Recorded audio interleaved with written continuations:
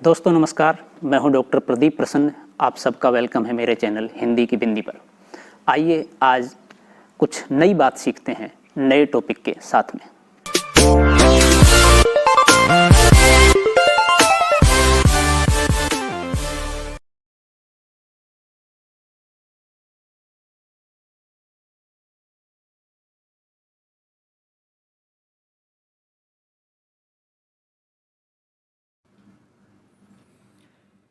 विद्यार्थियों, आज की वीडियो हम बना रहे हैं अलंकार पार्ट 3।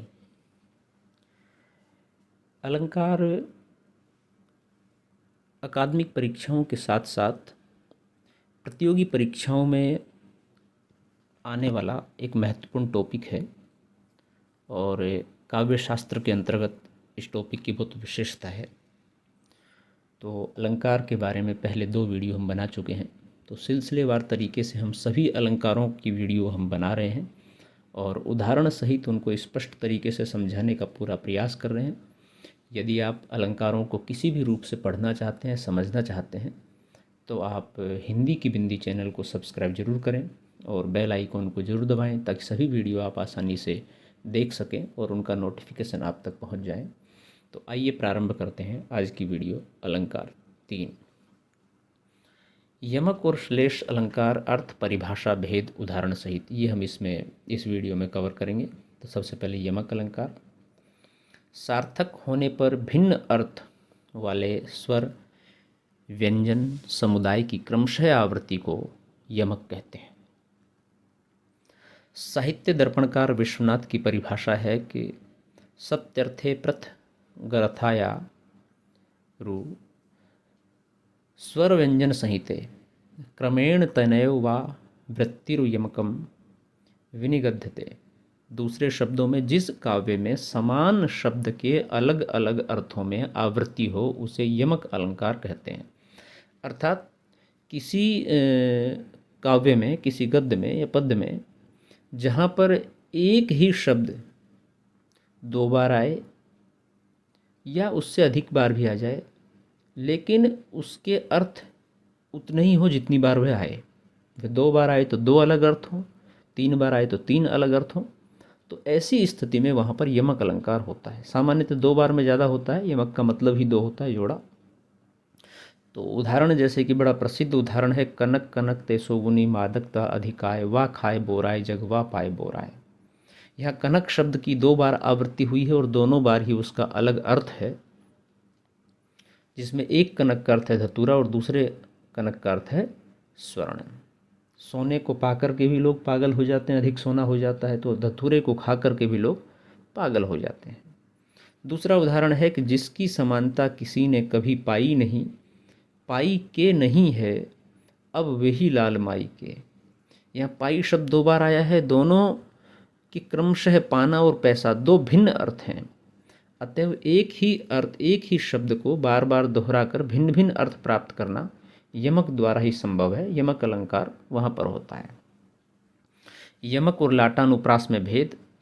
यमक में केवल शब्दों की आवृत्ति होती है, अर्थ बदल जाते हैं, पर लाटानुप्रास में शब्द और अर्थ दोनों की आवृत्ति होती है। अन्वय करने पर अर्थ बदल जाता है, यही मूल अंतर है। अब इसको आप समझ लीजिए।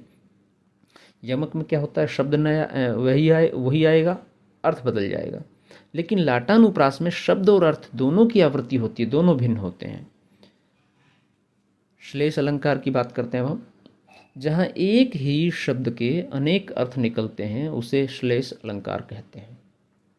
दूसरे शब्दों में श्लेष का अर्थ होता है मिला हुआ, चिपका हुआ। जिस शब्द में एकाधिक अर्थ हो उसे ही श्लेष अलंकार कहते हैं।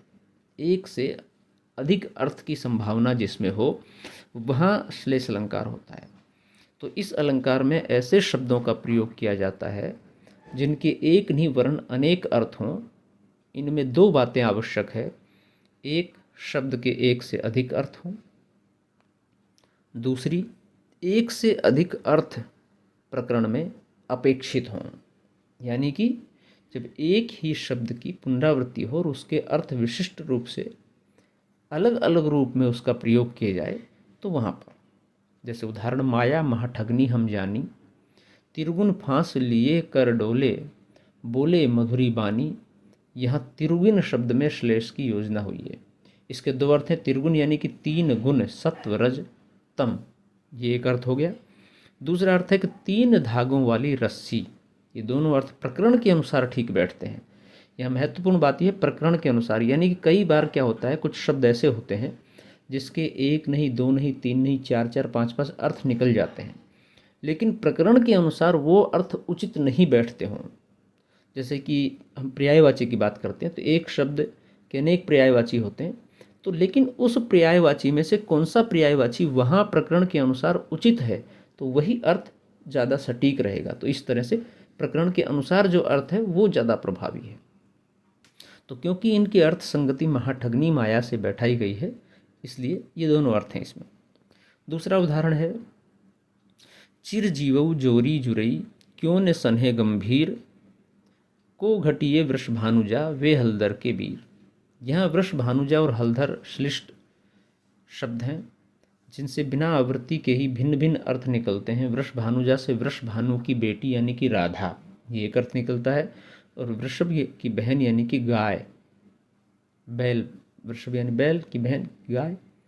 कथा हलधर के वीर से कृष्ण बलदेव के भाई, बलराम के भाई, और हल चलाने वाले, हल जिनका प्रतीक है, उसको हल को धारण करने वाले बलराम, बलराम के भाई कृष्ण, और हल को धारण करने वाले यानी कि हलों को जो कंधे पर लेकर के जो चलवाते हैं, बैल जमीन को जो जोतते हैं, वो बैल के भाई का अर्थ भी निकलता है।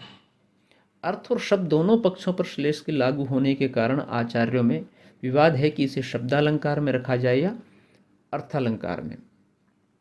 यानी कि जो श्लेष है वो उसमें अर्थ और शब्द दोनों पक्षों पर श्लेष के लागू होने के कारण ये स्पष्ट नहीं है कि इसे शब्दालंकार में रखा जाए अर्थालंकार में, लेकिन फिर भी ज़्यादातर इसको अर्थालंकार में विशिष्ट रूप से मान्य है, लेकिन स्थिति बहुत स्पष्ट नहीं है। हम बात करते हैं श्लेष के भेद की। तो श्लेष के 2 भेद होते हैं, अभंग श्लेष और सभंग श्लेष। अभंग श्लेष कहाँ होता है? अभंग श्लेष में शब्दों को बिना तोड़े अनेक अर्थ निकलते हैं, किंतु सभंग श्लेष में शब्दों को तोड़ना आवश्यक हो जाता है। अभंग श्लेष, रहीमन पानी राखिए, बिन पानी सब सून, पानी गए न उबरे, मोती मानस चोन। यहाँ पानी अनेकार्थक शब्द है। इसके 3 अर्थ होते हैं, कांति, सम्मान और जल। पानी के तीनों अर्थ उपयुक्त दोहे में हैं, और पानी शब्द को बिना तोड़े ही इससे अभंग श्लेष अलंकार है। अभंग यानी कि जिसको भंग नहीं किया जा सकता, अलग नहीं किया जा सकता, पृथक नहीं किया जा सकता। तो यहाँ पर जो पानी के अर्थ हैं वो इस रूप में प्रकट हुए हैं। अब यहाँ एक बात और ख़ास बात है, पानी शब्द 3 बार आया है। तीनों बार उसका जो अर्थ है वो विशिष्ट रूप से अलग अलग रूप में मायने रखता है, अलग अलग रूप में प्रयुक्त हुआ है। अब सभंग श्लेष, सखर सुकोमल मंजु दोष रहित, दूषण सहित। यहाँ सखर का अर्थ कठोर था, दूसरा अर्थ खर दूषण के साथ, सखर खर के साथ यह है। ये दूसरा अर्थ सखर को तोड़कर किया गया है, पहले वाला नहीं किया गया है, इसको अलग करके किया गया है। तो इसलिए यहाँ पर सभंग श्लेष अलंकार है, यानी कि भंग के सहित में जो मौजूद है उसकी बात है। तो विद्यार्थियों, मैं समझता हूँ कि यमक और श्लेष अलंकार को आप अच्छे से समझ गए होंगे। आज की वीडियो ही समाप्त होती है। वीडियो आपको कैसी लगी हमें ज़रूर बताएं। यदि अच्छी लगी हो तो लाइक कीजिए, शेयर कीजिए, कमेंट्स कीजिए, और चैनल को सब्सक्राइब करना न भूलें। आपके मन में कोई सवाल है, कोई जिज्ञासा है, कोई प्रश्न है, तो आप कमेंट्स के माध्यम से पूछ सकते हैं, उसका समाधान करने का प्रयास करेंगे। नेक्स्ट टॉपिक में नेक्स्ट वीडियो के साथ फिर मिलते हैं, तब तक के लिए शुक्रिया, नमस्कार।